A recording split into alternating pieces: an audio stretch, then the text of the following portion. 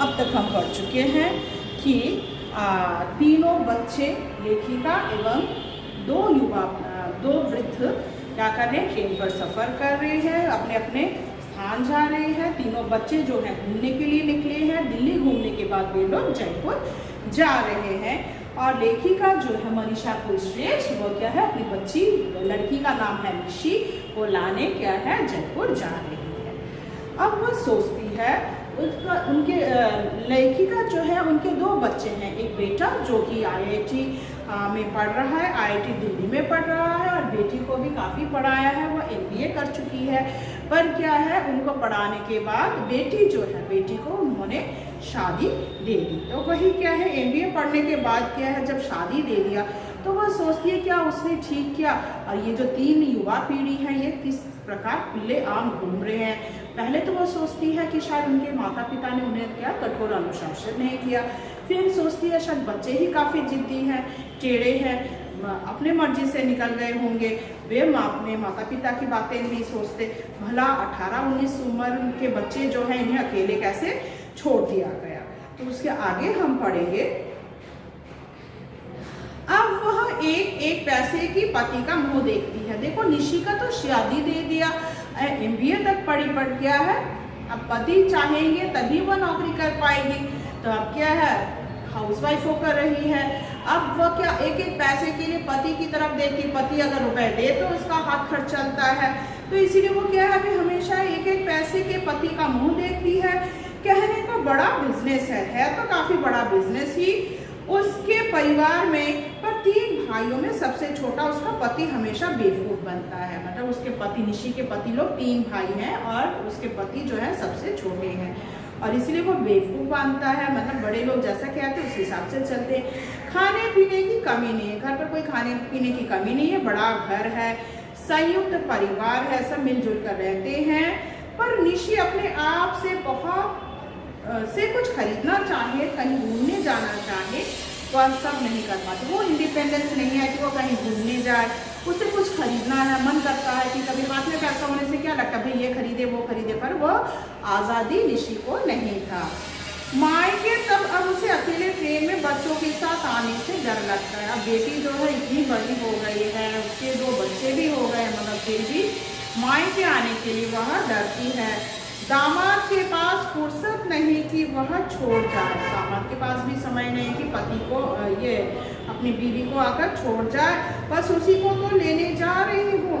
निशी के पापा डायबिटिक हैं, वे घर से नहीं निकलते। अब देखो, उसके पति जो है, मतलब लेखिका के पति को हाई डायबिटीज़ है, इसीलिए वे घर से नहीं निकलते, घर पर बीमार रहते, इसलिए घर पर ही रहते हैं। इसीलिए लेखिका खुद क्या है, निशी को लाने के लिए चल पड़े हैं। कहाँ पर, जयपुर।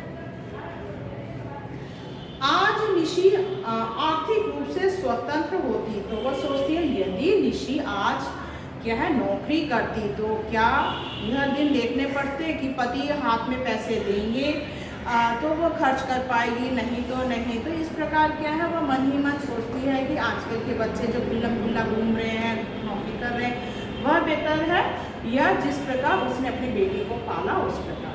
ठीक है, निशी को उन्होंने उसकी पसंद से शादी करने दी होती तो क्या होता, तो आज निशी का चेहरा इस सामने बैठी लड़की सा चमकता।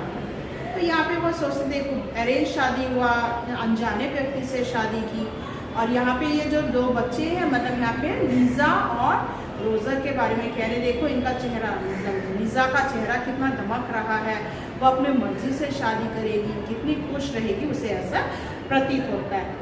27 साल की उम्र में वो 35 की नहीं लगती। तो बेटी जो है, उम्र उसकी कितनी है, बेटी जो निशी है, निशी की उम्र जो है अभी 27 साल की है। ध्यान रहे, लिख लो, निशी की उम्र कितनी है अभी, 27। पर 27 की उम्र है, पर दिखती कितने की है, 35 की दिखती है। मतलब इतनी उम्र की दिखती है, क्योंकि वह खुश नहीं है।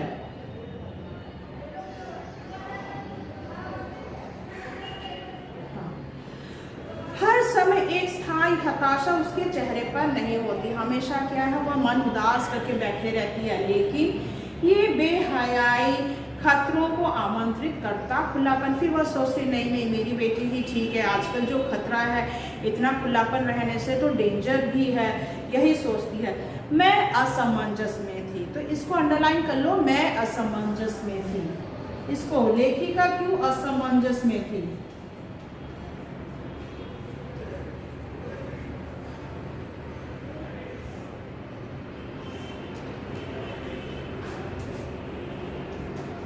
लेखिका असमंजस में क्यों थी?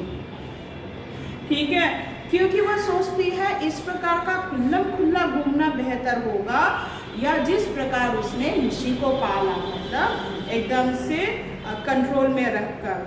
तो वह सोचती कौन सा जीवन बेहतर है, आजकल जो उनके साथ ट्रेन पर सफर कर रहे इस प्रकार खुल्लम खुल्ला घूमना, या उन्होंने जिस प्रकार अपने बेटी को बड़े अनुशासन में पाला उस प्रकार। मुझे निशी के हालत पर रोना आने लगा था, क्योंकि निशी जिस प्रकार से उसका जीवन चल रहा था उस पर भी वो क्या करती है, उसे बहुत ही दुख महसूस होता है। वह सोचती है जिस प्रकार से निशी चल रही है क्या वह ठीक है। सामने की सीट पर बड़ा लड़का और लड़की एक दूसरे पर ढल के सो रहे थे। डेबोनियर के ऊपर हेल्थ और रीडर्स डाइजेस्ट भी रखी थी। तो कौन कौन से मैगजीन थे? डेबोनियर थे, हेल्थ के कुछ मैगजीन्स थे और रीडर डाइजेस्ट भी थी।